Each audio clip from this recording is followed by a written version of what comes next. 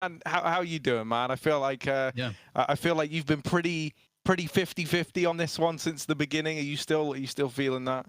I mean, it's gonna be a close game. I think there's a lot of factors to both of these teams that just make it very hard to predict, hard to rely on really anything. But I'm gonna lean slightly towards MIBR, so I will choose them. Ooh. But I think this is gonna be a really close game, and I'm really looking forward to hopefully seeing a great game from Yell as well as Alex. I want both of the AWPers to be really able to kind of do their best here, and we'll see. I mean, Cloud9 did a really great job against Furia yesterday, and on this map, and it was because they had a great CT side. So we'll have to see if they can replicate that CT side against MIBR.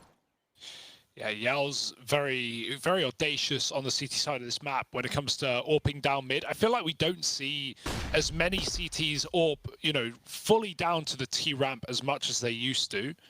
But Yell, nothing stops him. And nothing's going to stop Cloud9 from hitting this B-bomb site. Cello and Bolt's waiting in the wayside.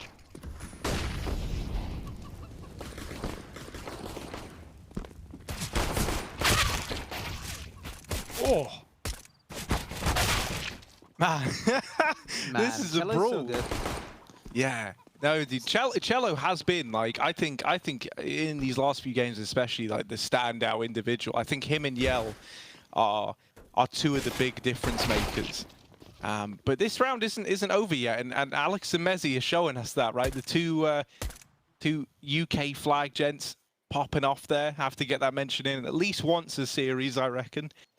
Guys, my prediction, he gets 2 and dies. Okay. Straight back on it. Straight back on that same bullshit from Golden. I love it. I love that that's what we get. Yell, let's see, man. Does the prophecy come true? Ooh, it's going to be tricky to get to. If they don't triple swing him, he gets to. All right. Ooh, there's the swing. Oh, they do triple swing him. But you covered your bases there, Golden. Yeah, I like that, right? Play both sides, so you're always on top. Great shots from Cello, but not enough for the round.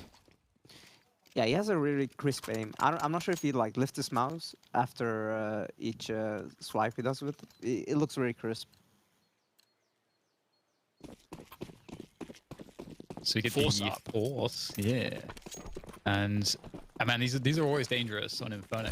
So we'll see what Cloud9 do in their anti-force spy.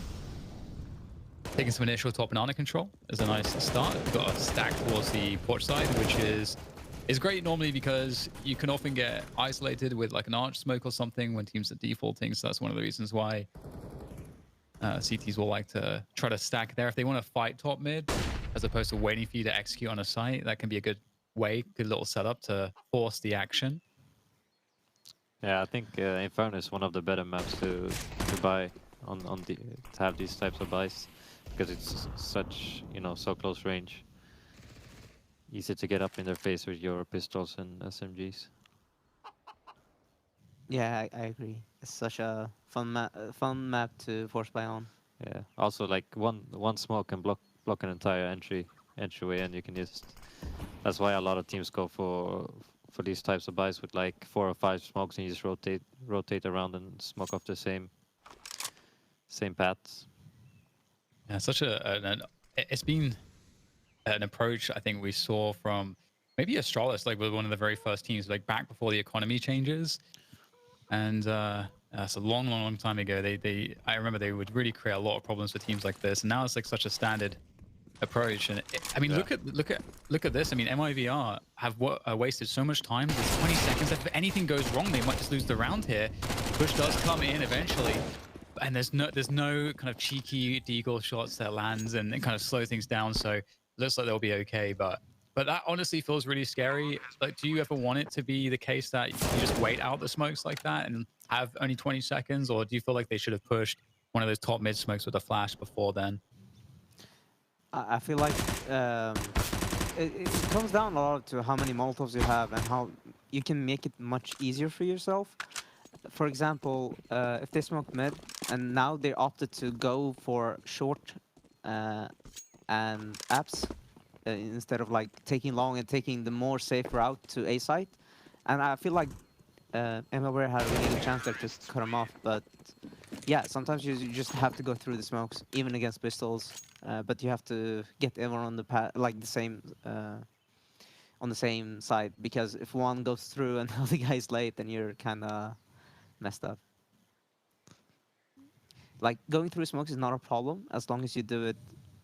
Like Astralis does it very well, where sometimes if they're gonna go in B, they pre-aim the CT and they shoot before they go, and everyone covers their angles, and they go like 3 people in the smoke, all of them jump in, which is very good strategy, like tactic to do going through smokes. Yeah, it always seems especially important on Inferno too, that you need to know how to challenge the smokes, because like they're just so strong, and especially the banana smoke. I really like it. Like sometimes when you're watching it from our perspective and you're seeing a team that's getting really abused by the deep banana smokes, and they always just decide to take top mid and they never challenge it, and they're just like playing the CT's game at that point, and that's always like quite hard to watch because you feel like you just got to challenge that smoke every so often, so they can't just get the stacks for free. Yeah, you gotta make them afraid that you're gonna jump through the smoke once or twice. I feel like in a perfect game, but it's very hard. People are playing anti-flash or playing around the smokes much better than before. Yeah, the overall level of Counter-Strike, it's just I can't get over it. Just year to year, it's just improved so much. Like thinking back to 2015, 2016, back then people still didn't know really how to use grenades. It really felt like, and it's just changed so much. The level's so much higher. I remember when, you know, Go came out and pros were complaining about Molotovs because obviously they weren't a thing in ye old days, and people were saying like, oh my god, why are these in the game? Like, this is so weird. It's completely changed. But hey, they are, well, here we are, what, 8 years later, still working.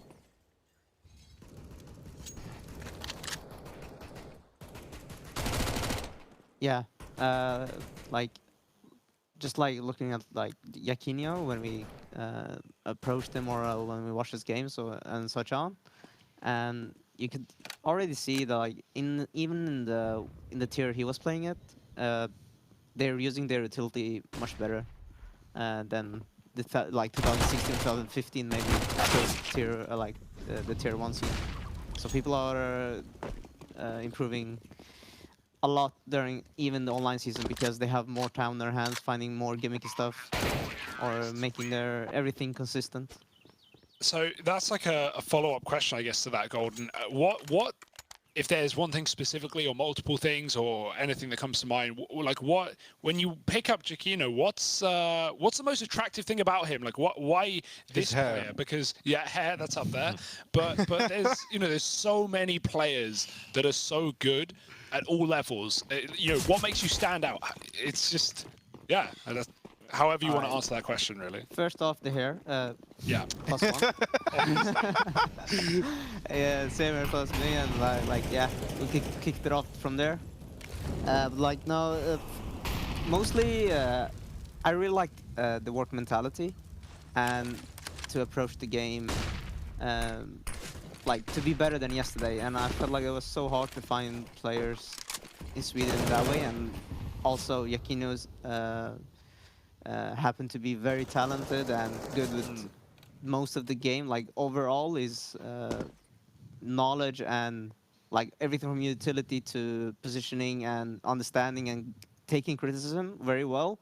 It's a big factor. Yeah. Like he works hard, so that's the main thing for me. It's a good. Well, reason. so this must be quite handy then, the fact that for players like yourself, Golden, and then also for Brolin, right, there would have been this, like integrating newer players into a team that has experienced players, right? And that's a transition that you went through yourself, and then Brolin obviously had to go through.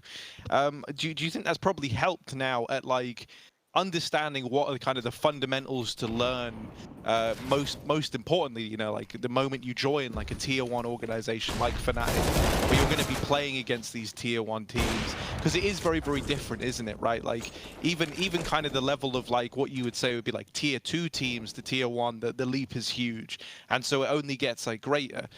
Do you think the fact that you have guys such as yourself, obviously in the IGL position as well, with like a good understanding of how it feels to be like the new guy, do you think that helps you like at better accommodating someone like Chiquinho? Oh yeah, like you put it perfectly. Like I've been through that road, and thanks to like JW and Crims, I learned from them, and then I learned how I approached it and how I could teach it better, and so on. Like everything playing on stage and keeping calm and such stuff. Um, they all go like somewhere. We all have to start somewhere from the veterans, and Mm. I feel like every generation it has improved. Like every new player coming in, it's a different type of approach to that player Yeah. because someone else picked up something, minor detail here and there, and you make it more. When you explain it more accurately. Yeah. Yeah, no, I think that's a really because I was just looking this up. I remember the first event I ever met you at was Yeah. GeForce Cup 2017. You were there with Fnatic Academy, you know, Yeah, I like remember the that. and Samuelson was there as well, right? So like it because then I remember a few months later you went on to join Fnatic for the first time. Obviously, then you had that whole break with C9 at one point, which was an interesting development. I just find that so cool, like. You know, this idea that you're one of these success stories that like went through an academy team to move to the main roster, and how now you know you're like one of the faces of Fnatic, which is just like a really cool a cool kind of thought. I think there's a lot of like unique paths in your team, right? Because you've got you as one of the examples where someone actually moved from an academy team to a main team, which Pretty rare. doesn't happen Yeah. much, as weird as that is. And then obviously Brolin as well, who got in after looking really sick at Gamers, Gamers 2, I think it was, or Yeah, whatever it was yeah. called, which is just unreal. Like the kind of paths in which the players that exist in this team have gone down seem very unique, and there's not many examples of it out there. No, I totally agree. Like a lot thanks to like Fnatic and the players and people around them. Yeah, man. I feel like I feel blessed to be even playing pro CS. Like it's it's hard to explain, but yeah. I mean, I can tell as well from my perspective for Yeah. like the first couple of weeks that I really noticed that the team has put a lot of effort into thinking about these types of things, like how to integrate a new player and both inside and outside of the game, and they've been super welcoming and made me feel super comfortable so far. So I couldn't be happier. So on the flip side of that, Jack, you know, what's some of the difficulties? What are some of the harder things maybe that you did or even didn't expect coming into Fnatic? Are there any struggles? I mean, obviously it's hard, you know, going from one day to playing against the types of Puggers? play I was playing against. Yeah, I guess puggers, but not as professional players. And you know, so overall there's a lot of things I have to learn and that I have to adapt to. But there's, I wouldn't say there's any like super big struggles, but there's some small things that you get punished for, especially inside of the game. But I'd say outside of the game, my approach has always been to try to, even though I wasn't at the best level, I was trying to play as if I was on the highest level. So Yeah. I'd say my mindset, I've been trying to work it up to be able to play on this level. But obviously, there's a lot of new things that I have to learn and adapt to. I think that's a really good outlook to have, though, right? Like that feel of like playing at the highest level you're capable of, and then like aiming to improve day by day. I think that's something Golden said earlier, right? Like kind of about how you look to approach it, like Yeah. you know, making sure each day is better than the next. And on top of that, I think, man, like to even get to this point, like the grind is phenomenal. You know, like just to be in a position, you know, and so it doesn't make sense to kind of let your foot off the gas now that you're here. Like this is this is like the moment, you know, to make everything of it. And so it's sick to hear that you are being supported in that, like by the Fnatic organization and the players. I'll quickly focus on this round just because, you know, I've really enjoyed the chat, but I just remembered that actually there is Cloud9 MIBR going on. Woo, look at it go. Smoke. Oh, nice, This nice. is a weird. What? He got glocked. Oh dear. Bye. It's all gone weird, man. It's all gone crazy at No B. re-smoke. Oh, but they swing with it. They swing on the back of that smoke at Banana.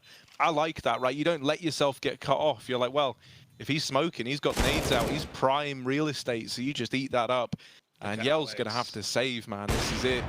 Might not even get away. They're hunting him down. And look at the T apartments. They've actually already got someone deep to take this gun away. The AWP and Apartments hunter, of course. AWP on AWP, and the AWP wins. Alex with it. Why is he there? Yeah, that was. This is pretty rough, actually.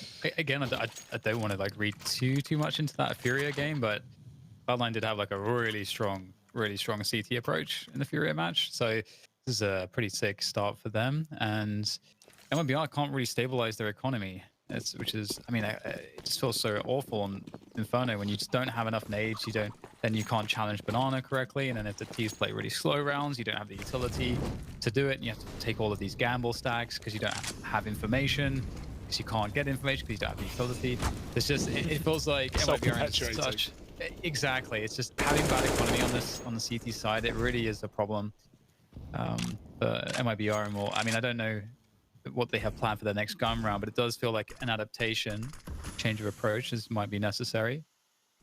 I think often, good place to start is understanding how the dynamic is at Banana and trying to be the winner of that map control. But one thing is that Alex calls a pretty good game as well. So it's I guess it's not so simple as to sometimes just try to adapt to what they're doing, because he's been really good at just throwing stuff in at a moment's notice to catch people off guard. So yeah, it's like knowing your opponent, knowing what problems you're presenting to your opponent and knowing what solutions they will do, and then using their solutions against them. We saw that yesterday in that Cloud9 game. I think it was a Cloud9 game where there's a lot of B play out of the gate for Cloud9 on the T side, and then as soon as it was Furia get guns, they immediately triple B, right, to win the Banana fight, and Cloud9 just rush out apps and drop into pit because they know that that's going to be weak. So, trying to be one step ahead of your opponents, in their heads, rent free. Alex's plan right now. Yeah, for sure. Working.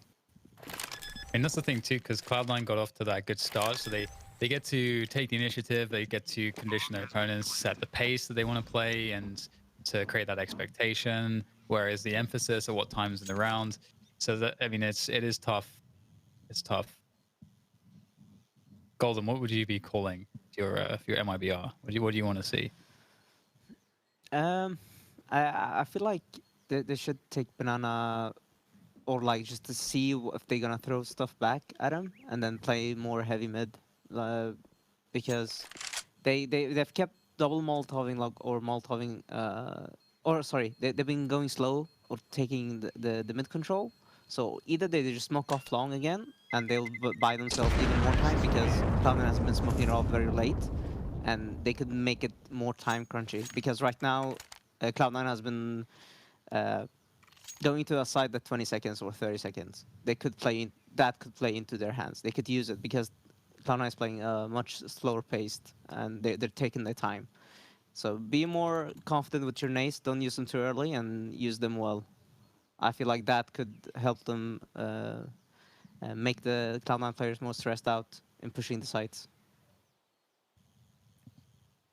I had I got a tweet from one of our Brazilian viewers, and he had a question for you, Jaquinho. He was wondering, why do you call yourself Jaquinho? Because he says in Brazil, when you put an Inho in the end, it means little. So your name there would be Little Jack. Is it a similar meaning, or? No, actually, so like I told you before, when I was younger, I was my dream was to become a professional football player. Right, of course. Now I see the link in already. My favorite player was Felipe Coutinho, and my coach would call me Jaquinho. There we go. I got it.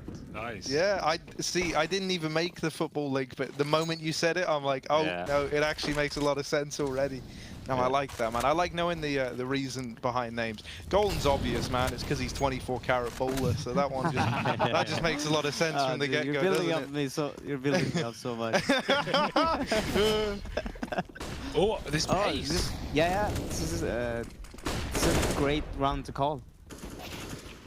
Oh, and they're just on the long side, caught out of position, running through a motor smoke, like, let's get there quick. Well, Cloud9, they're already deep. Yeah, now they're hunting. exactly. This round was perfectly timed because they played so slow, then they threw MIBR off guard.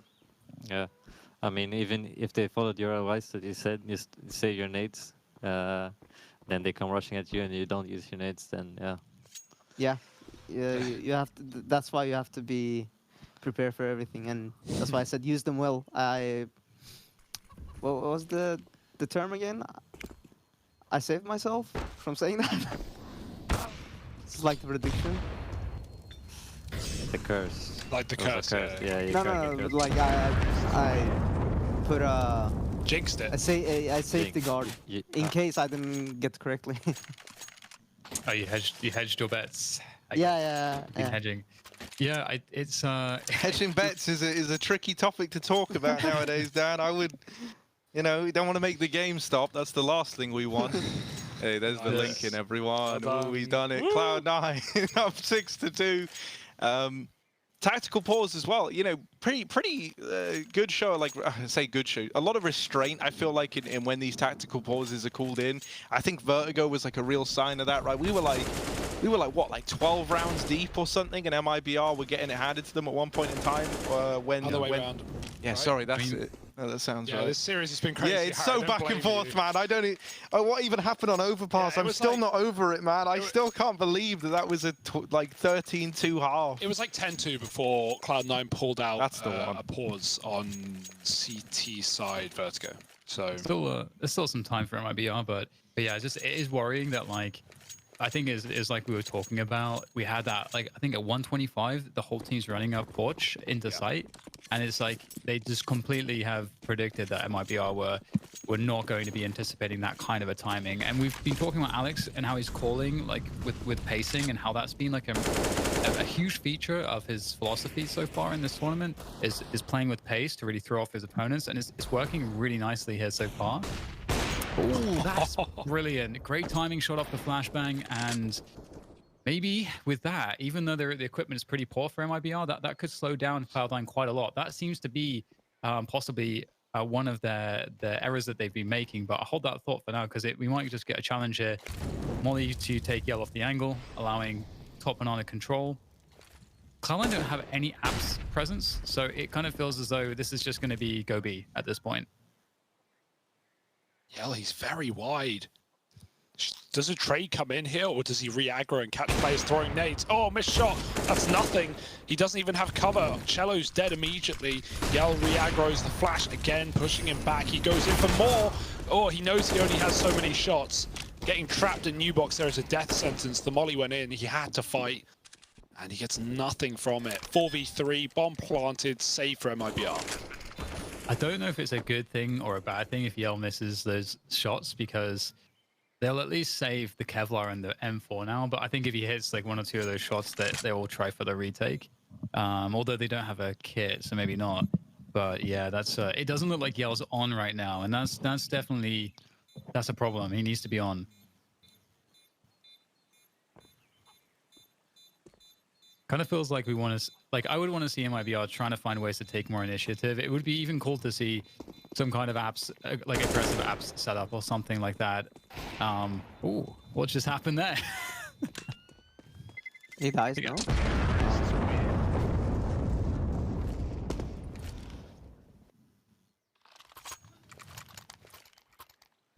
Yeah, so I was wondering during the online era where coaches are obviously talking a lot more than usual. How are you guys approaching that? Because I know that some of these teams are trying to have their coach talk less so that when LAN does come back, you know, it feels more like normal, right? And like, you know, you're not having like this kind of sick voice talking all the time and helping out. And on top of that, you know, what do you guys use the tac pauses for during online play? Is it more to like take a breather and be able to kind of talk in depth about what's going on? Because I imagine that would be a bit hectic doing that in like a mid or end of round kind of scenario. Yeah, everything from like taking the time out to call around, or if someone made a sick clutch just to calm the nerves, or you know, just to break the momentum.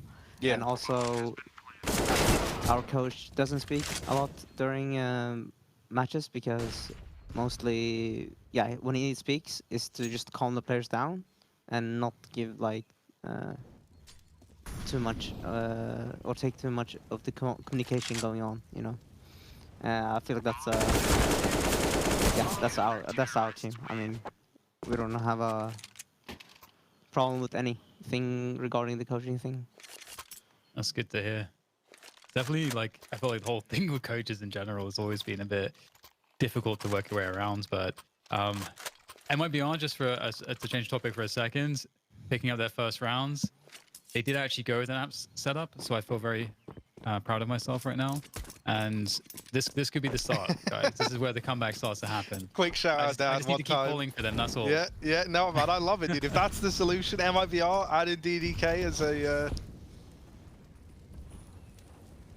Yeah, going back to the amp setup as well with Yell with Yeah. the AWP, I think it is a nice way to try to take some initiative here, because they haven't really been able to just sit back and take the defaults. They need to take initiative and actually see. Why is it good timing there? Takes down Floppy.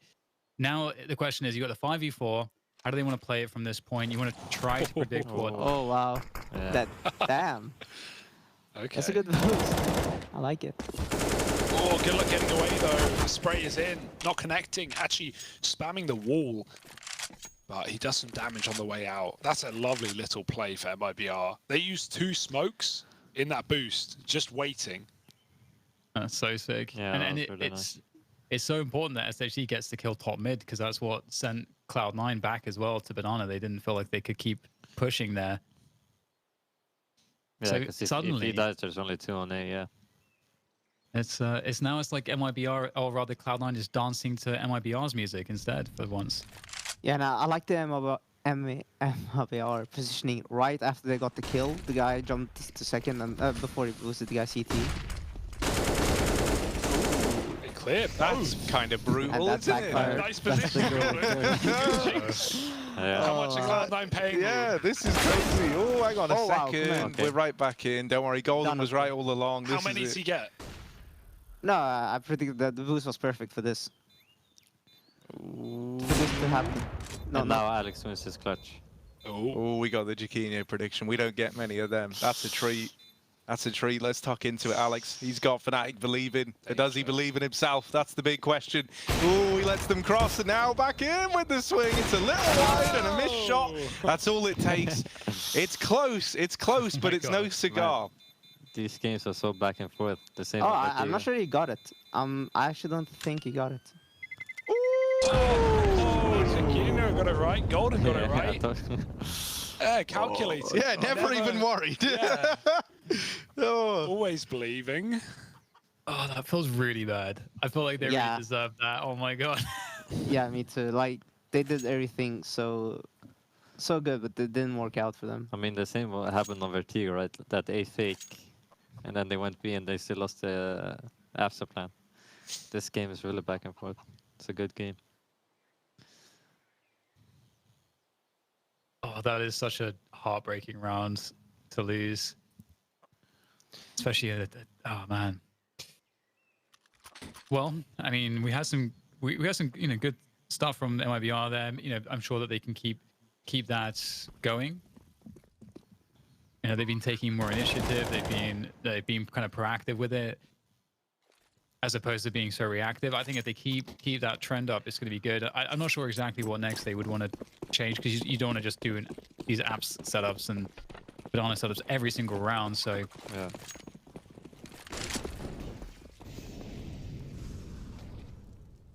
ooh, looks like we might get a faster round possibly for Cloud9. Going past the smoke. Ooh, almost.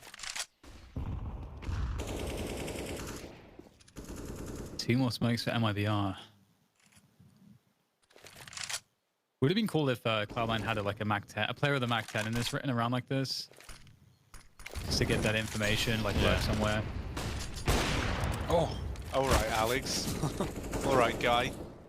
Using the AWP, putting it to good use, and that Molotov was great as well, just to force the fights from the half wall.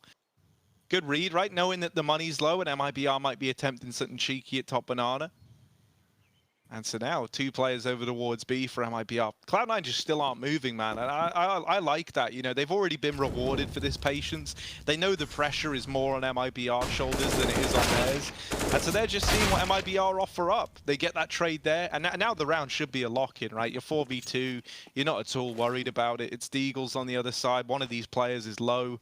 And they're actually, they don't care so much. They're so unworried that they're pushing both bomb sites at the same time. They're gonna, I imagine, go back to A with the bomb, but it shouldn't matter either way. It should just be a lock-in. So there it is, 9 on the board for C9, and a good little patient round, right? Just waiting to see what the pistols are willing to give away, and then playing off the back of it.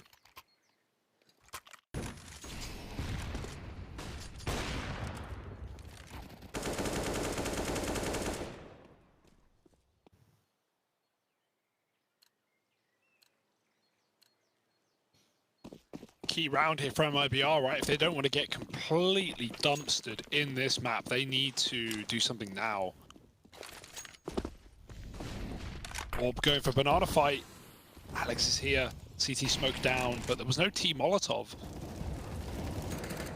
So Yell can't really get much of a vision. He's still sitting here. The nades are coming in. There's the peek off the flash. Can't get a kill. And you could see on his cam, he was looking away, you know, to see if he got the frag, either another monitor or at the top of his screen. Fully blinded, no idea, but he didn't get anything. And this is now a very dangerous round. Cloud9 in banana. MIBR swapping the AWP out of B. Yeah, Cloud9 has kept winning the utility fight on banana and is putting MIBR in a big disadvantage every round, seems like.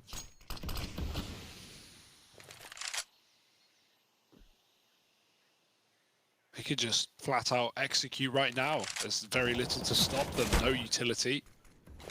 Yeah, you have to have some 6 shots or some more kills. Oh, so tough. There is some retake utility and some kits and so on, so could be on. There's no post-bomb positioning except the site right now and banana, so that does give MIBR a chance to move in with a couple Molotovs that they have if they've got some good lineups for those. There is 5 players though. This is it's so hard. It's all their money. Yell has an AWP as well. Yeah, they should save. Yeah. It's hard. It's a hard call though to make, I guess, for MIBR. They don't want to do it, and Boss will get 1 at least. Nope. There's a molly for Paul. That'd be great, but it's too late for any of that. Yeah, this is one of the problems of going for or not going for it. You sometimes get into like between going or not going for it, and that is the worst part you can be in. And that's exactly what happened down the round. You always want to avoid those. You want to make the call very clear. If I get one, we go for it. If I don't, just be ready to leave. They tried to yeah. I guess they got the first and then immediately traded. So that never makes it easy. And there were 2 guys in CT spawn as well. Yeah, Yell was low from the banana nades earlier. He was just sat back waiting for repeaks. Cloud9 not giving away anything though. 10 rounds, man. 10 rounds. MIBR are going to need to be the ones pulling a comeback in this map. Mate, if I've learned anything from this series, it's that the first half is just for show. Okay, like that's the game really begins in the second half, and that's where all the wildness starts to happen. This is a really nice lead though from Cloud9. I think they've been approaching the game well. You know, like they don't overstep the boundaries on like the anti-eco or like, you know, weak buy rounds from MIBR. So they've never really found anything. They've constantly just been breaking MIBR's money, and you've really kind of felt, you know, in some of these rounds where the utility runs out at B, that there is just no hope. And you know, you're looking at them setting up and you're thinking, well, if someone doesn't go huge and like get a multi-kill here, this is probably a Cloud9 round. They're just kind of playing it like nice and safe and by the numbers. And you know, it's not giving us any of these like crazy explosive moments or anything like that, but it is winning them all these rounds, and that's the important part. Yeah, and just being able to get like top mid so easily, and I don't think MIBR, I mean, y'all might be able to find a timing here. That would be really awesome to get a pick at this point.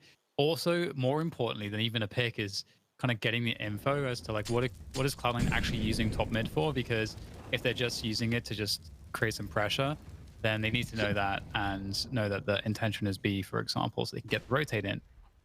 Right now, you got just waiting for a push, but Yell should have this. Absolutely does. And again, his teammates are there. They had the stack. They see that there's no more players really there in that position, so they can get the rotate to B. So right now, MIBR might be ahead unless Cloud9 go instantly here. And it looks like they may just walk in. This is actually perfect for C9 with the timing. There's a trade as well. The smoke goes down, so they have control of the site now. It's down a man, but they've done a really good job here.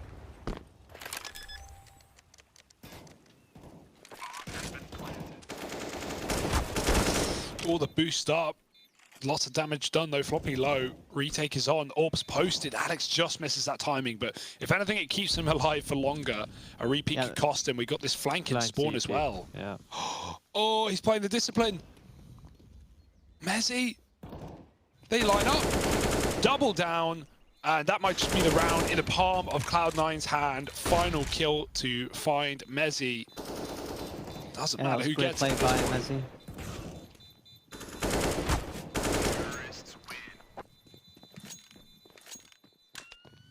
Yeah, well played. Well played, Cloud9. The funny thing is that, wasn't this the scorelines on the first map, but the other way around? It was 13-2 for MIBR, first map. Second map was 11-4 for MIBR. Okay. So the MIBR comeback then, just for the poetic justice. That's what I'm going for. I don't know, mate. They couldn't close a 13-2, so I don't know if they can close a 3-11. We'll have to see. Bad to worse. Oh my, it's just B hit after B hit. I feel like Cloud9 haven't got A in 6 rounds.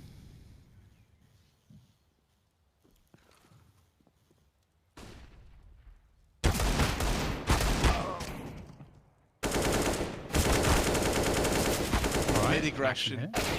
Oh, bye. Well, that's nice and clean. That's nice and easy. Cloud9, 12-3. And now we see, can MIBR complete the same feat we saw from Cloud9 on that first map, or is this a Cloud9 2-1? Join us after the break to find out. Traded. Look. Oh.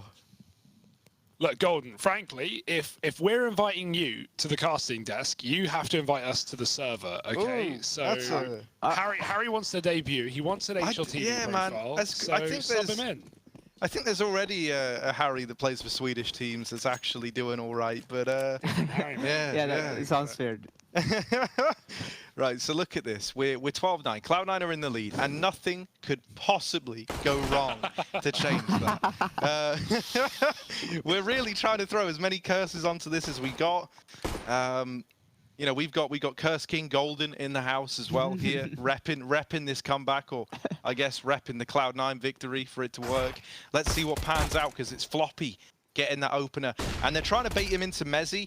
Mezzi does kind of jump the gun on the peak. They might have heard that. They should know that. I mean, it was at the same time the flash popped, right? So I'm not certain yet. I like this bait and switch. I'm curious to see how much it gets away with. Oh, the drive-by. Is that allowed? is that okay? I don't think that's supposed to happen. It's now like they running molly and spamming a USD. What is this, Valorant? What's going on? I feel like you can't run in that game, man. Everyone's like glued to the floor. I don't know, man. Running and shooting was a very, very big issue that people were having, right? Still good. It was pretty nutty. I've seen some of the clips from it. But, you know, I try to avoid Valorant clips wherever I can. No offense, Dan. Look at this. S-Tag watching for the walk across. Cloud9 onto 13. Didn't mean to just start some, like, warfare between games. Now it's just an eco for MIB. This actually should be the GG for once. Like, this should be a clean victory if the Counter-Strike gods are permitting, right? But they work in weird ways, do the CS gods. We never know how this is going to end up. We got a little force buy coming in for MIBR. What's a good force call if you got this many smokes? Were you thinking like a fake to get thrown in and hoping that they over-rotate or something? I don't really know. That. I mean, screw the nades. Nah, it'd be good to like smoke off top banana, just not letting having them the control or to see if someone is in banana. Oh, a lot of info off the mid peak though. Messi caught moving away. Shuz chases him, and back to the site. It's only Alex here. Famas. Ugh. Oh wow. Eagle, far better. Okay. All right, I So- believe in the MIBR. Come back, yeah. Yeah, just saying it now. The curse was just it was just a bit of a lag on the curse, guys. It's all good. Surviving bit laggy. before. But here we go. Yeah.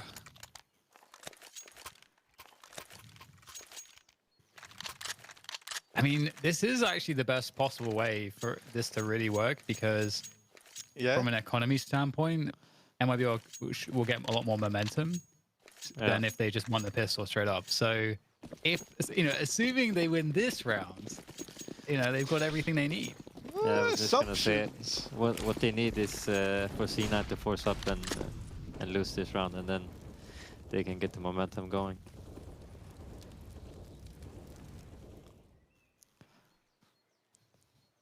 I know, man. These rounds where I see pistols, Flaren, whenever he's on here, he's always pretty outspoken about how these rounds end up feeling really quite stressful because, all it takes is one little mistake to happen and you feel it. You can feel it slipping through your grasp.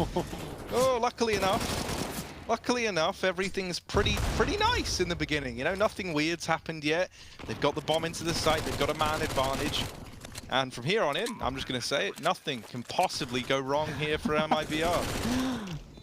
I'm really trying to bait everything, every round. I'm seeing how real we can make it. But it actually is just the save. Cloud9 are just going to give this a go with these 4 sport weapons again in the next round. I like this, because I think, especially if you keep 4 alive, it's basically like having that 4 spy on repeat. Yeah. It's just like a nice by the numbers kind of Counter-Strike, and that's what Cloud9 have been playing, right? I think they've played a very safe game where it is just, if we're in like a 3-on-4, yeah, we might give it a look in, but we're never that invested in these kind of situations. That was the case back on Vertigo as well, where it was these very much just erring on the side of like the numbers game. Yeah, so to a point you mentioned, like these 4 spies are sometimes the most scary part of a match. I feel like that breaks the momentum, or that breaks like the entire half, or of making a comeback or anything like that. You need one guy just shoots through a smoke, gets 2 kills, and you can just play it safe and you win the round. And Which is 'cause of very how scary for an IGL to call or like to walk around. I feel like at times as well, it's we say this sometimes, it's like better to win the second round than it is to win the pistol, especially on like the T side, because the loss bonus you're going to get for losing pistol is more than it is if you lose the second. Like you'll get 1400 and then you're left with nothing. You can't even buy a helmet deeg, so that can definitely be a problem. Yeah, I mean nowadays as well, it feels like if you win the first round as if you win the pistol as CT, and then you're like, okay, I'm gonna buy an MP9 here, and then you get insta peeked by an AK-47 full cav. You're like, what is going on? Why is on pistol?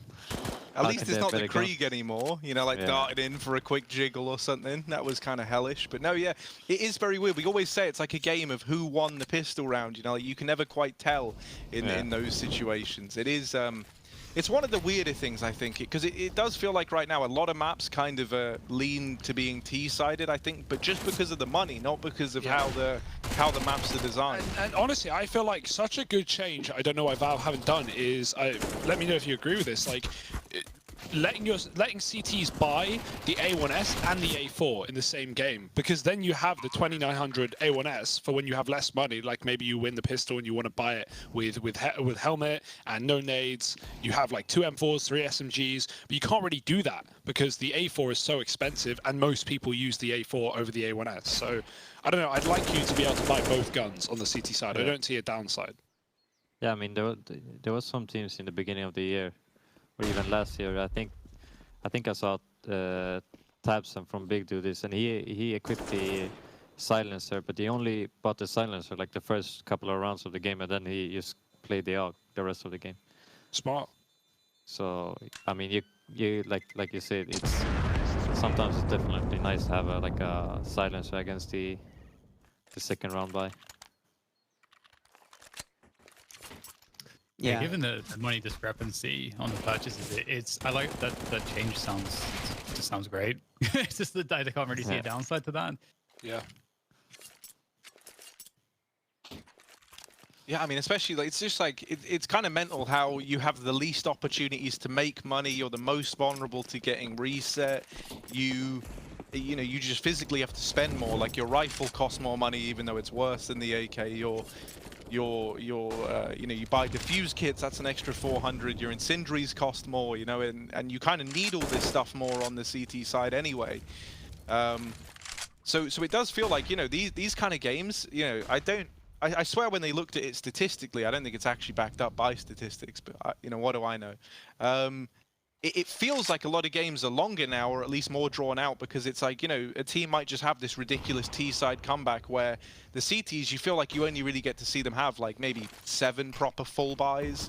And you know, if they're not winning those rounds, if they're not winning them cleanly as well and like building up money, then you're always in like a bit of a weird spot. Like even now, right, where Cloud9 have gone in with this buy, it's not great. You know, like you've only got 1 kit, you don't have an AWP, you got 2 Famises. That's what they've been able to muster here. If they lose this, they're on pistols next. So suddenly that's like MIBR building back into this game in like a very real way. And you don't have as many chances as it looks like to actually put a stop to that if you're Cloud9. And they're gambling pretty heavily right now because of the lack of firepower and utility, and just playing super passive, not going for any info, just stacking B regardless of what happens. So, oh, that's a huge kill to get. That's a really huge kill. Now they go for the wrap into the side. Oh! Okay, well, there you go. That's a nice an shot. insane shot. Messi, though, those Messi, bursts yeah. are phenomenal from him, and he's actually making a really good situation of what otherwise is just an awful, terrible situation. Messi, he's done so much. Yell, I mean, he's going to need some real Kenny S moment here to clutch this one. I don't think he's got time. Oh, no time to get out of there. Messi is actually really good in those situations when he's alone towards the site. I've actually played in a team with him before, and I remember I was always impressed with how he could be like alone at a site and always getting like 2 or 3 like quick multi-frags. Yeah. He seems Good to very see. comfortable. Yeah. He loves those like very short bursts. It reminds me of 1.6 where that was much more predominant too. Yeah, he's very, very accurate with his shot. He's not stressing with his sprays a lot of time. Kind of reminds me how Rain would also like use a rifle. I think like he was the first player in CS:GO when he was really at the top, where he kind of just had all these just short bursts and a lot of movement around the bursting. Yeah. And Yell's on fire right now. Taking S-tag out. Cello tapping the AWP. And, well, that's the round done. Another gun round. The bottom's still T-spawn. All that happened, those frags, because someone threw a smoke. They Molotov down mid, and so Yell could peek, and also Cello could go up. I think it was Bolt smoking out the molly in mid, and they peeked because of it. Otherwise, the CTs thought it was gonna be Molotov. Really good counter to that.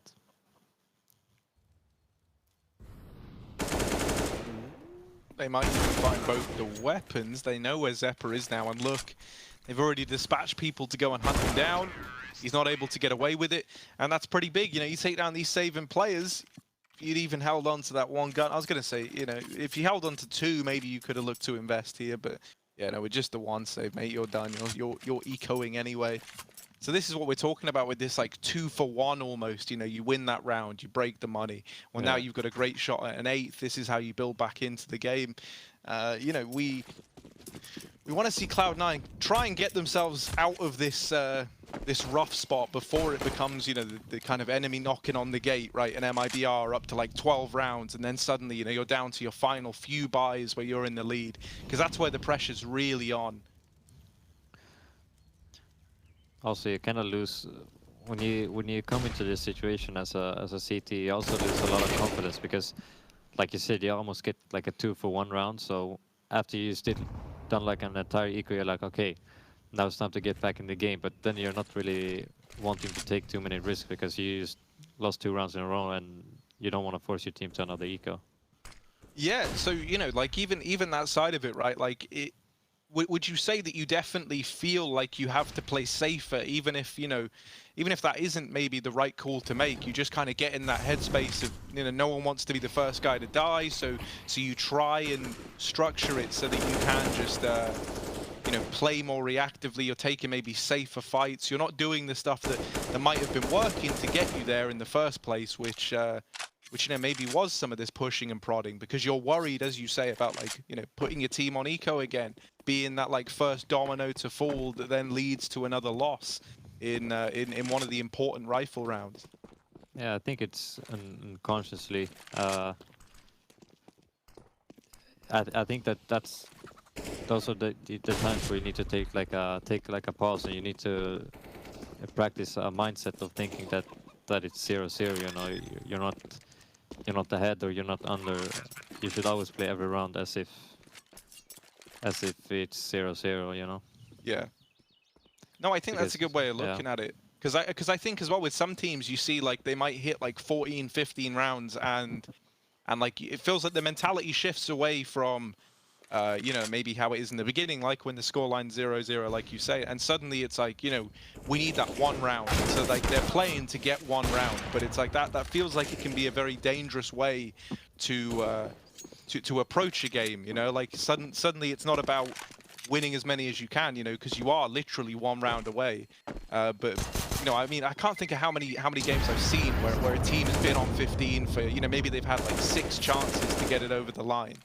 Yeah. But you never have that pause or that mental reset because you're trying to ride off the momentum, and like the good feeling of we're here, like, it's easy, 5 kills, we're done.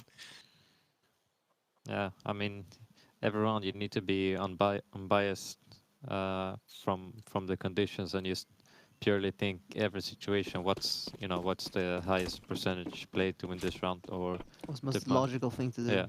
Yeah. Yeah, I think I gotta be honest. I love having you two here just to give us this little look in, right, as to like what might be going through people's heads and stuff like that. Because I always think no one knows it better than the people who are doing it currently. Like even when you have like these legends step down and do like desk work stuff, and I just think it's so much more raw when tomorrow you guys might be in in similar positions, or like earlier on this week, right? So no, I really appreciate y'all being here.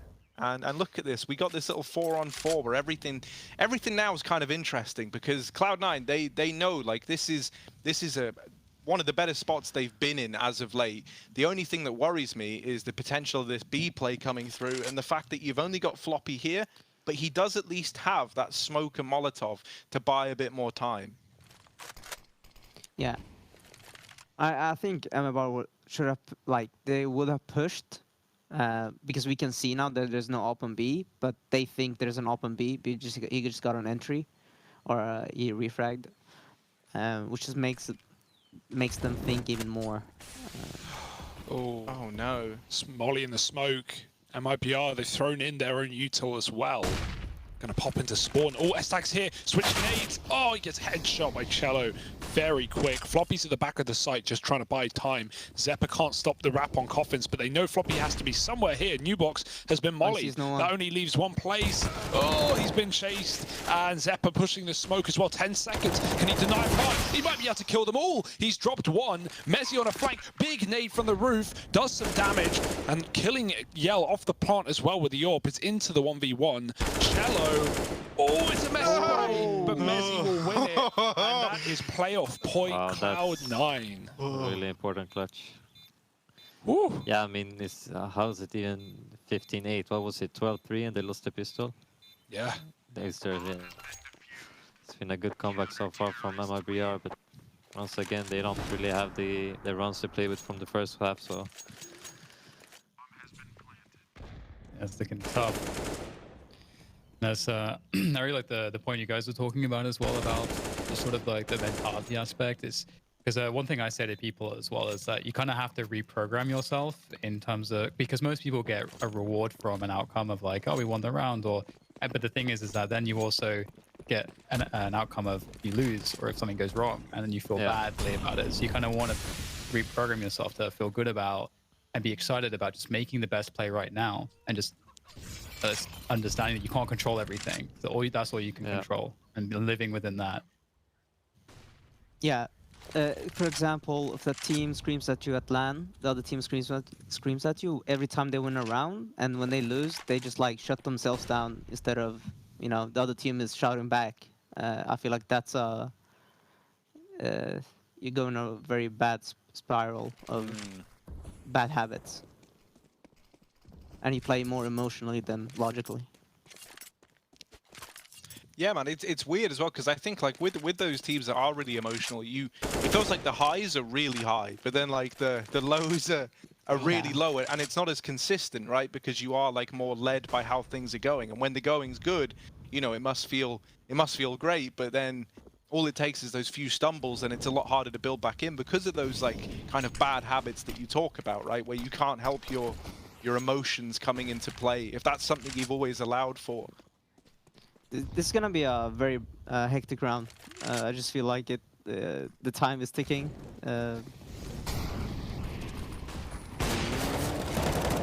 Oh, Messi. spray. He's playing really well. Yeah, he only has 8 deaths. This guy has just been closing rounds right now. He might close the series. Yeah. Oh, headshot, smoke push for the game. Floppy damage, nothing more. The nade could do it. The nade could do it. 10 seconds. S-Tags run. He's done it. Just needs to stay alive, and he's won the entire series. What a play. Oh, no, don't think there's time. That's it. Cloud9, 16-8. Wow, S-Tag with the nade, closing it out. What a game. Sick round by Messi again. Yeah, Messi saved that round. He's looking really impressive. Yeah, man, I'm amazed that Cloud9 have the ability to see that through right to the very, very end. Like, this entire series, as we've said, has been very, very weird in terms of the back and forth nature. And by that third map, they were looking like more composed than ever. And for MIBR, you know, they started to find their way back in. I think it was just a little too far gone, right? I think that's probably a sentiment you guys would share as well. It's just like one round too far, essentially, for the side of MIBR. Yeah, they had a tough road. They made the best out of it. I feel like that was a very challenging mentally, that entire best of 3. Yeah. So how are you feeling now about having to play Cloud9 in the playoffs? That'll be your first game in the quarters. I feel pretty confident, I would say. Let's just hope for a good best of 3. Yeah, just don't let your foot off the gas when you've had a 13-2 half. Yeah, I mean, I feel like now more than ever that lesson has to drive home, right? So we won't have to worry about that. We're going to throw this over to a quick break, but also shout out Golden, Jaquinho, and Samuelson for joining us for this whole thing. You guys did great. It's been a pleasure. Thank you for We're going to having throw me. this over to a quick break, and then we'll be back. Take care.